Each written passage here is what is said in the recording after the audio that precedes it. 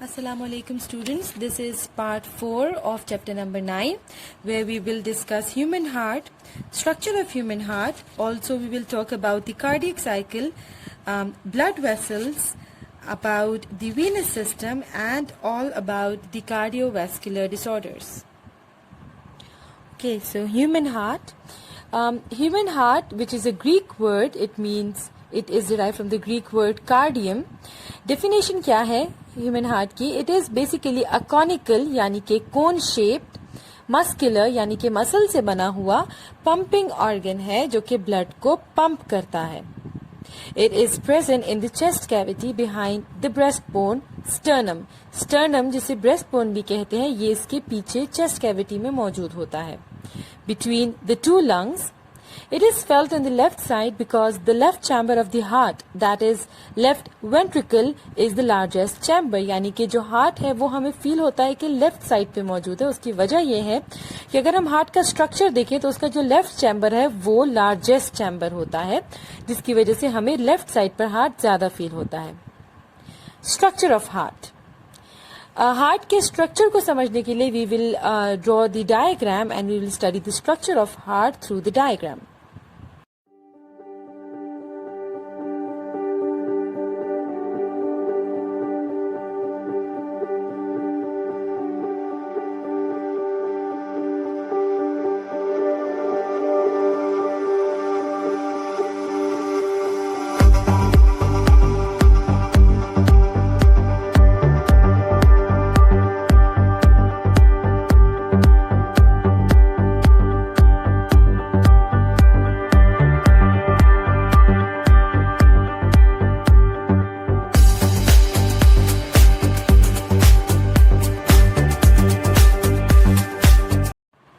Alright students, so here we have a quick sketch of human heart.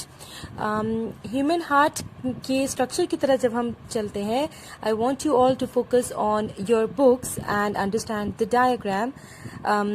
Structure में human heart के there is a double membrane. जो बाहर की जो membrane होती है, एक double membrane होती है जिससे heart जो है वो surrounded होता है. इस double membrane को कहते हैं pericardium.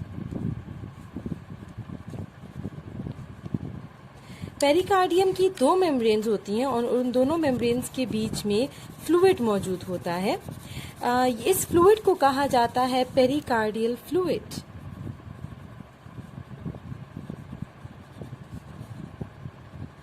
पेरिकार्डियल फ्लूइड का फंक्शन होता है, इट कीप्स द हार्ट, जो हार्ट है उसको पूरी तरीके से लुब्रिकेटेड रखता है ताकि मूवमेंट जो है वो इजीली हो सके. So the heart of mammals and birds, अगर उनको देखा जाए तो it is divided into two sides. अगर आप देखिए मैंने एक साइड बिल्कुल ब्लू कलर से बनाई है और एक को येलो से बनाया है. जो ब्लू वाली साइड होती है इसको हम कहते हैं deoxygenated side of heart. This side is deoxygenated, while ये जो रेड वाली साइड है इस वाली साइड को हम कहते हैं this one is oxygenated. The right side is deoxygenated while left one is oxygenated. If we go into the details, जो हार्ट है उसको 4 चैम्बर्स में डिवाइड किया जाता है. The upper 2 chambers are called atria while the lower 2 chambers are called ventricles. ये भी atrium है और ये भी एट्रियम है. Since this is present at the right side, हम इसको कहेंगे right atrium.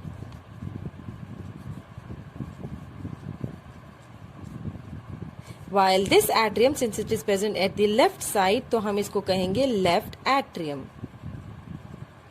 इसी तरीके से ventricles हैं. राइट साइड पे जो ventricle मौजूद है इसको हम कहेंगे right ventricle.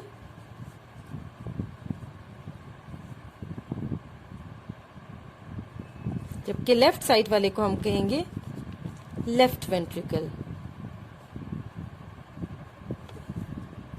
So here we have 4 distinct chambers of heart. जो डीऑक्सीजनेटेड साइड है यानी कि राइट साइड, वो ऑक्सीजनेटेड साइड से सेपरेटेड होती है by means of a wall, जिस वॉल को हम कहते हैं सेप्टम. यहाँ पर एक वॉल मौजूद है और इस वॉल को हम कहते हैं सेप्टम. which separates the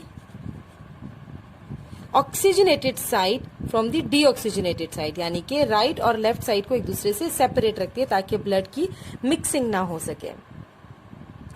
जो वेंट्रिकल्स होते हैं, लेफ्ट एंड राइट वेंट्रिकल्स, वो कंपैरेटिवली लार्जर होते हैं साइज में एज कंपेयर टू एट्रिया, क्योंकि अगर आप देखें ventricles are connected with the larger blood vessels, तो इनका जो काम है जब ये पंप करते हैं ब्लड को, ये थोड़े लंबे डिस्टेंस तक करते हैं, जबकि atrium are not connected with such blood vessels, these are smaller in size, ventricles are comparatively larger in size. जो हमारे पास एट्रिया होते हैं वो थिन वॉल्ड होते हैं। ये जो एट्रियम है ये इनकी वॉल्स बहुत पतली होती हैं, जबकि वेंट्रिकल्स की वॉल्स थिक होती हैं। The right atria is connected with the right ventricle by means of muscles. मैं यहाँ पर 3 फ्लैप्स बनाऊंगी मसल्स के, 3 मसल्स के फ्लैप मौजूद होते हैं, 3 फ्लैप्स दोनों साइड्स पे, और इसको कहा जाता है try for 3 cuspid valve।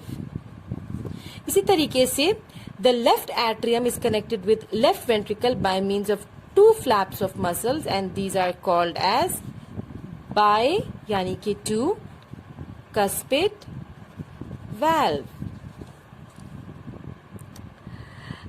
Similarly जो हमारे पास राइट वेंट्रिकल है, it is connected with the larger blood vessel, and similarly left ventricle is also connected with a large blood vessel. The blood vessel that is connected with the right ventricle, this blood vessel is called pulmonary artery, while the blood vessel that is connected with the left ventricle, a larger blood vessel, this is the largest artery of human body, which is called aorta. Ventricle और larger blood vessels के बीच में भी gets मौजूद हैं जिनको हम valves कहते हैं। These valves are called as semi lunar valve.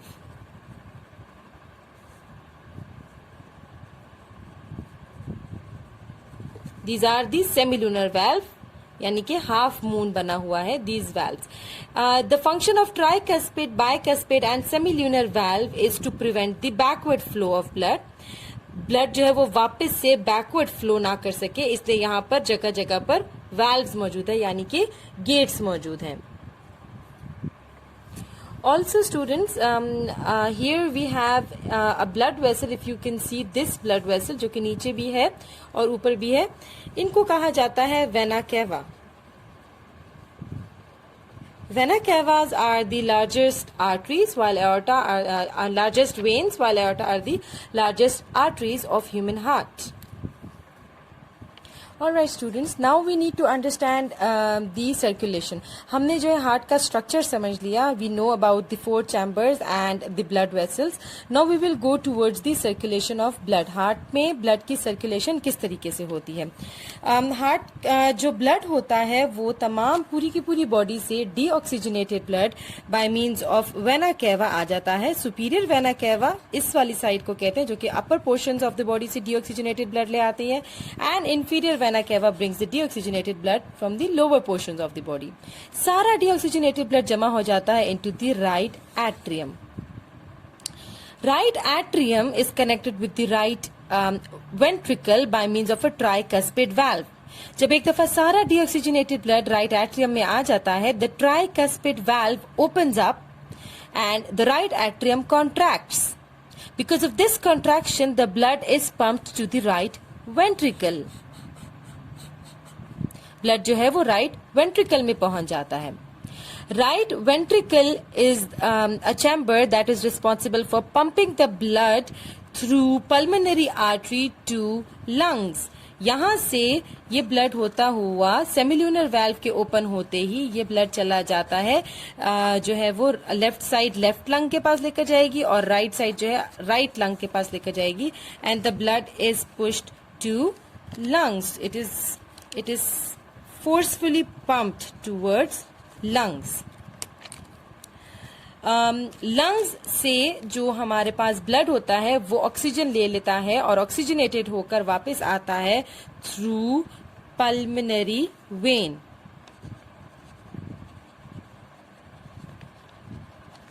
ठीक है, पल्मोनरी वेन के थ्रू आकर राइट एट्रियम में जमा हो जाता है। Right atrium is connected with the right ventricle through bicuspid valve. जब एक दफा बाइकस्पिड वाल्व ओपन हो जाते हैं, ये ब्लड पहुंच जाता है राइट वेंट्रिकल में। राइट वेंट्रिकल के कॉन्ट्रैक्ट होते ही ये ब्लड सेमिलुनर वाल्व से होता हुआ एओर्टा में पहुंचता है and aorta distributes this oxygenated blood to whole body. इसी तरीके से ब्लड की जो है वो पंपिंग होती है। जो ब्लड का फ्लो होता है लंग्स, हमारे पास जो ह्यूमन हार्ट है वो दो तरह के सर्कुलेशंस परफॉर्म करता है।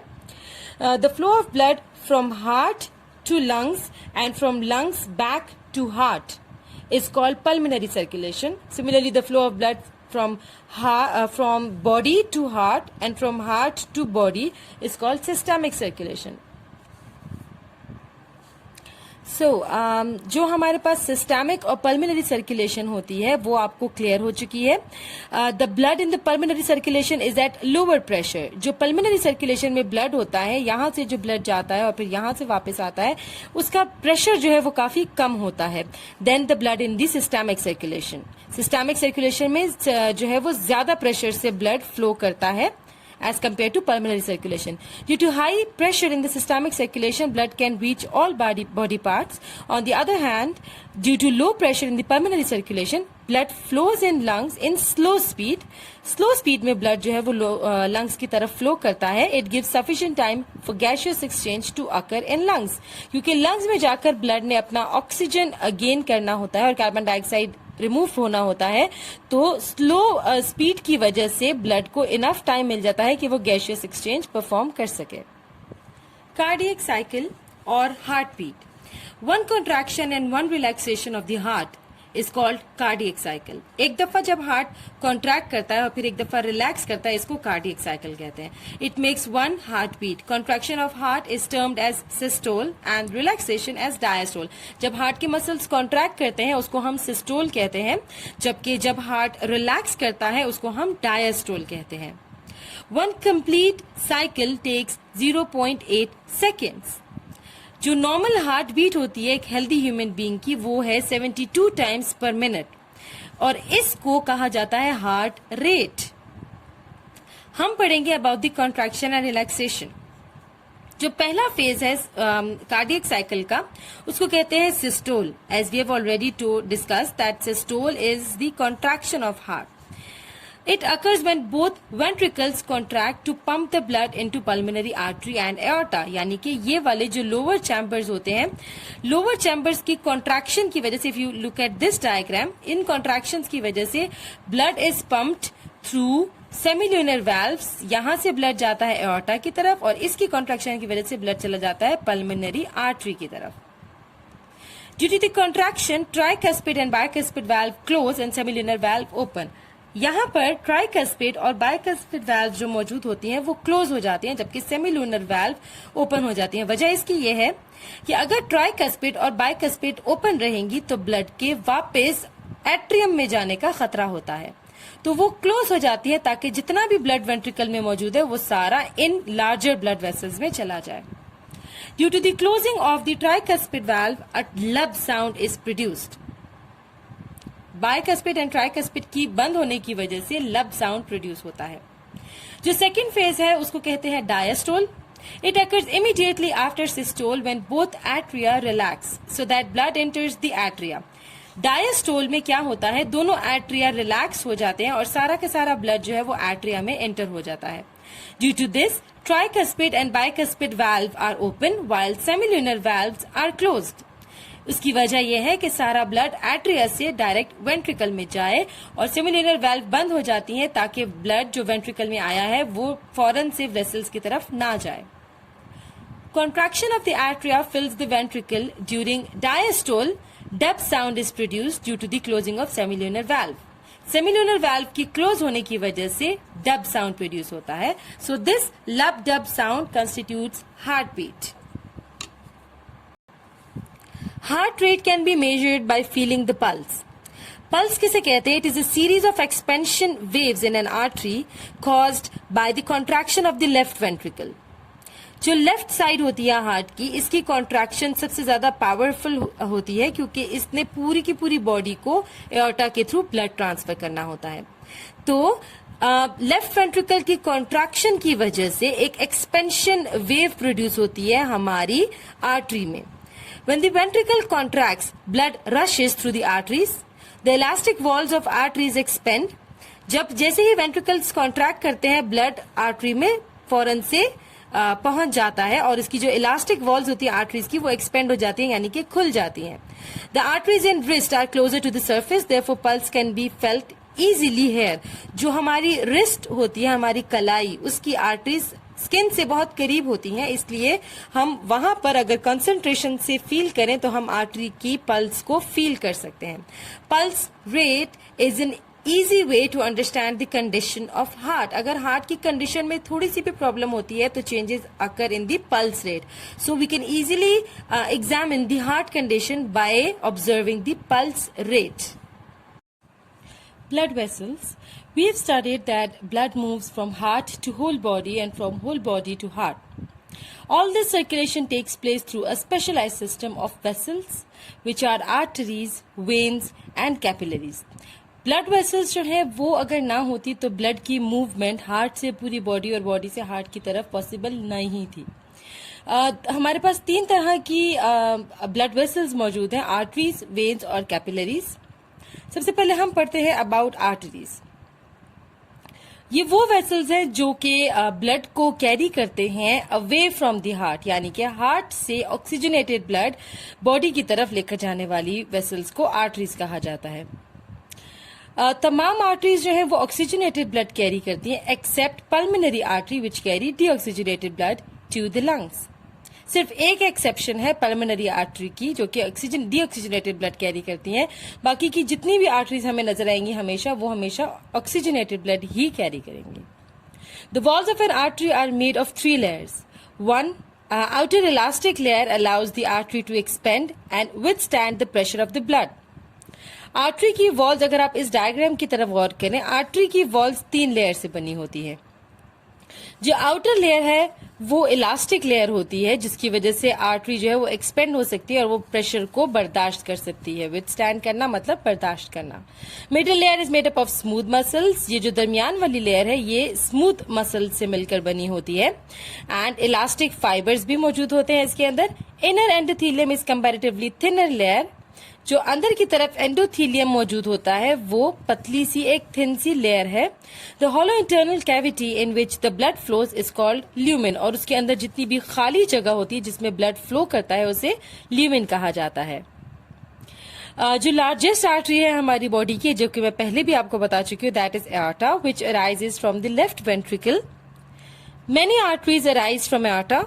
Arteries enter organ and divides into smaller branches called arterioles. Arteries जो है वो organs में enter होते ही इस तरीके से divide हो जाती है into smaller branches जिनको arteriole कहा जाता है। Arterioles after entering the tissues they break up into capillary. Arterioles फिर मजीद ब्रेक हो जाती है। अगर आप इस वेसल के डायमीटर को देखें और इस वेसल के डायमीटर को देखो, this one is even more smaller than arteriole. तो आर्टीरियोल मजीद जब स्प्लिट अप हो जाती है उनको कहते हैं capillaries. So capillaries are the smallest blood vessels. सबसे ज्यादा स्मॉल ब्लड वेसल्स होती हैं। इनकी जो वॉल्स होती हैं वो सिंगल लेयर ऑफ सेल से बनी होती है जिसको हम एंडोथीलियम कहते हैं। This layer is so thin and permeable that water, nutrients and gases can pass through it to enter the tissue. ये इतनी पतली लेयर होती है और परमिएबल यानी कि ये अलाउ करती है बहुत से सब्सटेंसेस को जो कि उसमें से डिफ्यूज हो सकते हैं। वो सब्सटेंसेस इजीली डिफ्यूज कर सकते हैं, इसलिए उनको इस वॉल को परमिएबल कहा जाता है। It allows water, nutrient and gases जो कि इसमें से पास हो सकती हैं। Carbon dioxide and other waste can diffuse it from tissue fluid into the blood. जो कार्बन डाइऑक्साइड और बाकी का जो वेस्ट मटेरियल होता है वो इसके थ्रू डिफ्यूज होकर टिश्यू से डिफ्यूज होकर ब्लड की तरफ दाखिल हो सकता है। Network of capillaries is so extensive that each of the body cell lies close to a capillary. इतना ज्यादा इसका जो नेटवर्क होता है कैपिलरीज का वो इतना ज्यादा होता है कि बॉडी के तमाम सेल्स जो है वो कैपिलरीज के साथ कांटेक्ट में होते हैं. In tissues, capillaries unite to form small veins called venules. Venules unite to form veins. अब जो थर्ड टाइप है ब्लड वेसल्स की, that is veins. Veins are the vessels which carry blood from organs to heart. तमाम veins deoxygenated blood carry करती हैं, accept एक exception यहाँ पे मौजूद है. जिस तरीके से आर्टरी में पल्मोनरी आर्टरी की एक्सेप्शन, इस तरह वेन्स में पल्मोनरी वेन की एक्सेप्शन है. तमाम वेन्स डीऑक्सीजनेटेड ब्लड कैरी करेंगी, जबकि पल्मोनरी वेन जो है वो हमेशा ऑक्सीजनेटेड ब्लड कैरी करेगी from lungs towards heart. Walls of the veins are composed of the same three layers, but middle layer is thinner. As compared to artery, veins की जो middle layer होती है वो thin होती है. They are less elastic as they do not have to bear pressure. ये कम elastic होते हैं क्योंकि इनको प्रेशर की जरूरत नहीं होती, इनमें इतना ज्यादा प्रेशर नहीं होता. Veins also have valves which allow the flow of blood in one direction. Veins को अगर देखा जाए तो उनके अंदर वाल्व्स मौजूद होते हैं. वाल्व्स का काम होता है कि वो ब्लड के फ्लो को यूनिडायरेक्शनल रखे, यानी ब्लड जो है वो सिंगल डायरेक्शन में फ्लो करे. That is towards heart and prevent backward flow, backward flow को रोकें. The largest vein in the body are vena cava. Superior vena cava brings the deoxygenated blood from head and upper regions of the body, and inferior vena cava brings the blood from lower parts of the body to heart. Vena cava जो heart की ऊपर वाली side पर होती है उसको हम superior vena cava कहते हैं, जो कि अपर पोर्शंस ऑफ द हार्ट से ब्लड लेकर आती है. जबकि इंफीरियर वेना कैवा हार्ट से बिलो जितने भी पोर्शंस हैं चेस्ट रीजन से नीचे उनसे डीऑक्सीजनेटेड ब्लड लेकर हार्ट तक आती है. General plan of human blood circulatory system. जितनी भी आर्टरीज होती हैं वो आर्टीरियल सिस्टम बनाती हैं और जितनी भी वेन्स होती हैं वो वीनस सिस्टम बनाती हैं. सबसे पहले हम पढ़ेंगे आर्टीरियल सिस्टम के बारे में. As you already studied that left ventricle pumps oxygenated blood into aorta. Aorta gives branches in the form of arteries. जो लेफ्ट वेंट्रिकल है वो एओर्टा में ब्लड को पंप करता है और एओर्टा जो है वो आर्टरीज की शक्ल में ब्रांच ऑफ हो जाती है. The first arteries branching off from the aorta are coronary arteries. सबसे पहली ब्रांचेस जो कि aorta से निकलती हैं आर्टरीज की उनको coronary artery कहा जाता है. ये वो आर्टरीज होती हैं जो कि ऑक्सीजनेटेड ब्लड हार्ट को भी सप्लाई कर रही होती हैं, यानी हार्ट की arteries coronary arteries कहलाएंगी. aorta then forms an arch, एक आर्च सी बनाती है which before descending down, नीचे की तरफ जाने से पहले it gives off 3 branches which supply blood to head, shoulder and arm.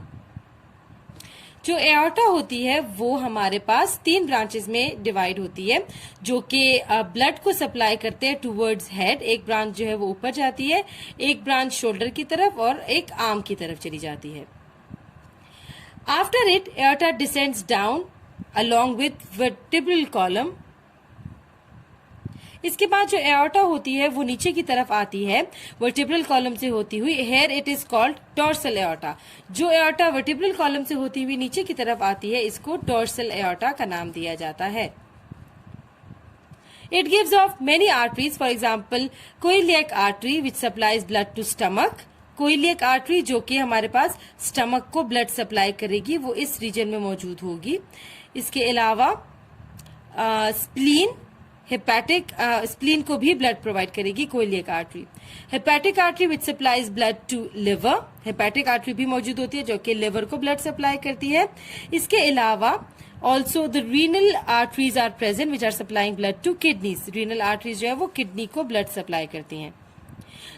The aorta then bifurcates to form right and left iliac arteries which supplies blood to right and left legs.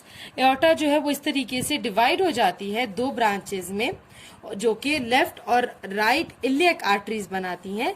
Left iliac artery जो है वो left leg को blood provide करेगी और right iliac artery जो है वो right leg को ब्लड प्रोवाइड करेगी.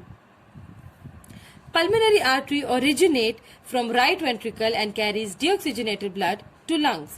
Pulmonary artery जो है वो right ventricle से originate होती है और वो deoxygenated blood जो है वो lungs को पहुंचाती है, जहां पर lungs के अंदर oxygenation add हो जाती है into the blood.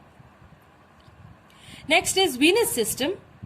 जिस तरीके से आर्टरीज एक सिस्टम बनाती है, इस तरह से वेन्स भी एक सिस्टम बनाती हैं। The deoxygenated blood is poured into the right atrium through two major veins, superior vena cava and inferior vena cava. सबसे पहले तो पूरी की पूरी बॉडी से deoxygenated blood आ जाता है राइट वेंट्रिकल में through superior and inferior vena cava. Inferior vena cava is made of many veins from the part of the lower region. For example, femoral veins from legs. Legs से femoral veins जाती हैं जो कि inferior vena cava की तरफ enter हो जाती हैं। इसके अलावा renal veins carries blood from the kidneys. Renal veins जो है वो किडनीज से ब्लड लेकर जाती है deoxygenated.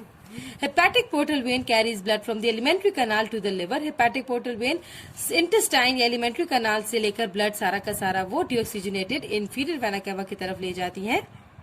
Also from liver a hepatic vein carries blood to the inferior vena cava. From heart walls, deoxygenated blood returns to the right atrium through coronary artery. Deoxygenated blood जो heart का deoxygenated blood होता है वो coronary arteries के through जो है वो वापस से रिटर्न हो जाता है towards the right atrium. Pulmonary veins originate from lungs and bring oxygenated blood to left atrium. Pulmonary veins जो है वो लंग से निकलती हैं और वो लेफ्ट एट्रियम में ऑक्सीजनेटेड ब्लड पहुंचा देती हैं। Our next topic is discovery of blood circulation. Pioneers of discovering blood circulation are Ibn al-Nafis and William Harvey. बहुत से दूसरे नाम भी इसके अंदर इंक्लूडेड है in the list, but these two gave true experimentally supported details of the process. इन्होंने हमारे पास बहुत ज्यादा एक्सपेरिमेंट करके इस प्रोसेस को एक्सप्लेन किया। इब्न अल-नफीस के बारे में सबसे पहले पढ़ते हैं। Blood circulation in human beings was first describe by Muslim anatomist Ibn al Nafis. Ibn al Nafis एक एनाटमिस्ट, इन्होंने एनाटमी पढ़ी थी। He studied medicine at al Nuri al Kabir hospital in Damascus. कुछ अरसे बाद he move to Cairo where he took up medicine as a career. ये सबसे पहले थे to explain the pulmonary blood circulation, यानी कि लंग्स के साथ जो ब्लड की सर्कुलेशन होती है उसको एक्सप्लेन करने के लिए इब्न अल-नफीस ने बहुत ज्यादा मेजर किरदार अदा किया। He discovered the central role of the heart in the whole circulatory system. इसके अलावा Ibn al Nafis also explain that blood was purified in the lungs. Next is William Harvey. Harvey was an English physician who was the first in the Western world to describe correctly the systemic circulation. सबसे पहले इन्होंने ही systemic circulation को correctly describe किया. And he also described the properties of blood. He demonstrated that heart and blood vessels form a continuous and closed system of circulation. इन्होंने ये demonstrate किया कि heart और ब्लड वेसल जो है वो एक continuous और close बंद सिस्टम बनाते हैं सर्कुलेशन का। There is a closed circulatory system. Next is cardiovascular disorders. वो डिजीजेस जो कि हमारे पास इन्वॉल्व करते हैं हार्ट को या ब्लड वेसल्स को, आर्टरीज और वेन्स के जो डिजीजेस होते हैं उनको कलेक्टिवली कार्डियोवैस्कुलर डिसऑर्डर्स कहा जाता है। ये डिसऑर्डर्स जो है these are the one of the leading causes of death in the world.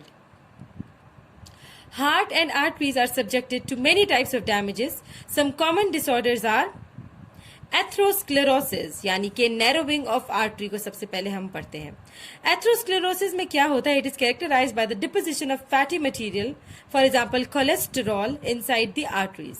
इस डिसऑर्डर में आर्टरीज के अंदर कोलेस्ट्रॉल जो है वो डिपॉजिट होने लग जाता है, जिसकी वजह से due to the deposition lumen, यानी कि जो इंटीरियर होता है आर्टरी का जहां पे ब्लड फ्लो करता है, इट बिकम्स नैरो, और जो ब्लड फ्लो है वो बहुत डिफिकल्ट हो जाता है उसको फ्लो करना।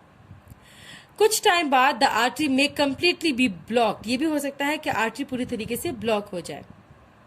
If this blockage is in the coronary artery, यानी अगर हार्ट की आर्टरी के अंदर ब्लॉकेज हो गई, it may result in myocardial infection, यानी इसकी वजह से हो सकता है कि हार्ट के टिश्यूज की डेथ हो जाए।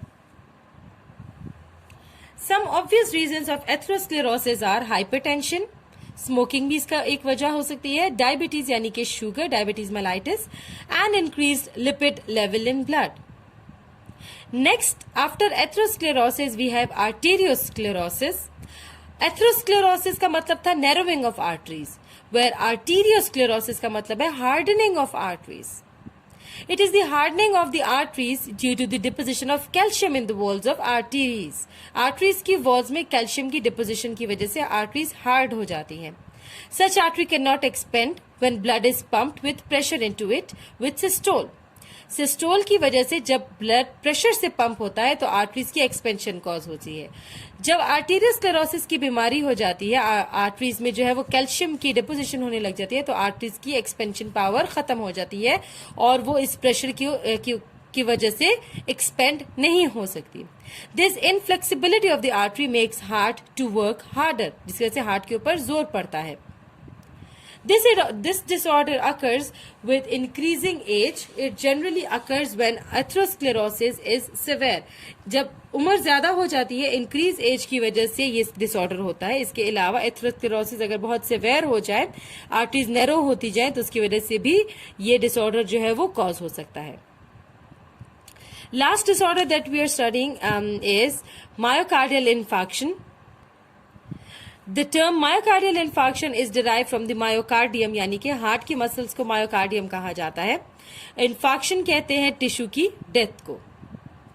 Myocardial infarction occurs when coronary artery or its arteriole has some blockage. जब भी coronary artery या जो arterioles होते हैं हार्ट के, उनमें कोई ब्लॉकेज हो जाती है, यानी एथेरोस्क्लेरोसिस होता है, तो myocardial infarction का खतरा होता है. And blood can not reach heart muscle, क्योंकि उसकी वजह से ब्लड जो है वो हार्ट के मसल्स तक नहीं पहुंच सकता. So the part of heart muscle can not get the required amount of oxygen and they die. वो हिस्सा जहां पे ब्लड नहीं पहुंच सकता, वहां पर ऑक्सीजन नहीं मिलती और वो जो टिश्यूज होते हैं उनकी डेथ हो जाती है. चेस्ट पेन होता है. It is the most common symptom of myocardial infarction in which patient feel tightness, pressure और स्क्वीजिंग इन चेस्ट. जो सिम्टम्स होते हैं चेस्ट पेन की due to the lack of oxygen supply to the heart muscle is called angina pectoris. Angina pectoris का लफ्ज इस्तेमाल किया जाता है उन सिम्टम्स के लिए जिसमें हमारे पास चेस्ट पेन होता है due to the supply, lack of supply of oxygen to the heart muscle. ये जो एंजाइना पेक्टोरिस का पेन होता है वो रेडिएट कर जाता है लेफ्ट आर्म की तरफ. It may also move to lower jaw, neck, right arm and back.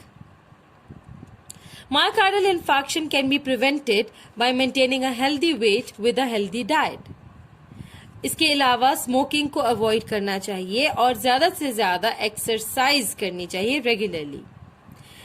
The conditions that lead to myocardial infarction, for example, high blood pressure, high cholesterol and diabetes should be controlled. Treatment क्या है myocardial infarction की? इसकी treatment की तरफ जब हम चलते हैं, immediate treatment of myocardial infarction includes oxygen supply, aspirin and sublingual tablets of glycerol trinitrate. Immediate जो ट्रीटमेंट की जाती है मायोकार्डियल इन्फार्क्शन के लिए, उसमें सबसे पहले तो ऑक्सीजन सप्लाई किया जाता है टिश्यूज को जहां पर ऑक्सीजन नहीं मिल रही होती.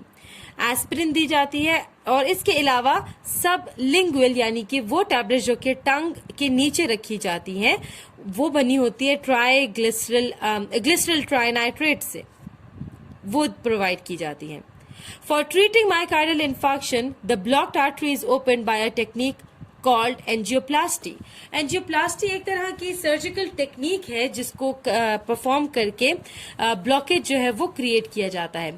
इस ट्रीटमेंट में एक बैलून टिप कैथेटर पास किया जाता है आर्टरी में. कैथेटर आर्टरी में जाते ही वो क्या करता है, at the site of blockage the balloon is inflated. Initially जो बलून टिप, कैथेटर की टिप पर एक बलून अटैच होता है जो कि इनिशियली खाली होता है. जैसे ही ब्लॉकेज वाली एरिया तक बलून पहुंचता है उसको इन्फ्लेमेट कर दिया जाता है, यानी उसमें हवा भर दी जाती है. It clears the blockage and the artery open, जिसकी वजह से आर्टरीज ओपन हो जाती हैं. एक मेटालिक रिंग जिसको स्टेंट कहा जाता है, it is placed at this side so that artery remains open. अगर आप इस डायग्राम को देखें, इस तरीके से आर्टरीज जो है वो ब्लॉक हो जाती हैं, तो यहाँ पर एक स्टंट लगा दिया जाता है, एक मेटल का रिंग होता है जो कि आर्टरीज को ओपन रखता है. Another treatment of myocardial infarction is called bypass surgery.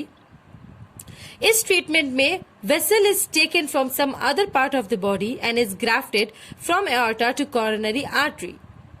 इसमें क्या होता है, बॉडी के किसी और जगह से वेसल लेकर उसको एओर्टा से होते हुए कोरोनरी आर्टरीज में लगा दिया जाता है. This vessel starts supplying blood to the heart muscle by passing the original blocked artery. ये वेसल क्या काम करती है, हार्ट को ऑक्सीजन सप्लाई करती है ओरिजिनली ब्लॉक आर्टरी को बाईपास करते हुए, यानी उसको जो है वो पास करके वो डायरेक्टली ब्लड सप्लाई करने लग जाती है हार्ट को. This is how myocardial infection is treated. Alright students, so this was the end of chapter number 9. I hope everything is clear. You are all provided with the notes and which have all the short question answers and long question answers that you need to prepare. I hope that these videos were helpful. Thank you so much. Stay home, stay safe.